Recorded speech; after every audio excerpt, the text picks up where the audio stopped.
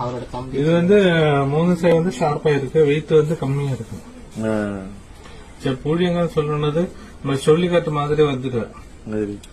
அப்ப வந்து எதிரி வந்து எங்க நிக்கணும்னு தெரியாது, எனக்கு வந்து எதிரிக்கு தெரியாது. சரி, வெயிட் இருக்கு, ஜனகனம் படி நமக்கு வாயில வந்து கறக்க முடியாது.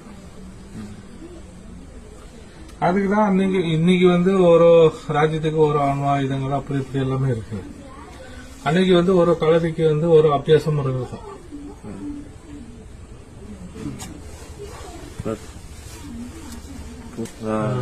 நூற்றெட்டு மூலிகைகள் வந்து முக்கிய உணக்கி அடிக்கிறது தான்.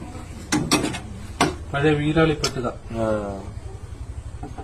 இப்ப நீங்க சின்ன துண்டா கட்டி மிலிட்டரிக்காரே எப்படி பெல்ட் போடுதோ போடணும்.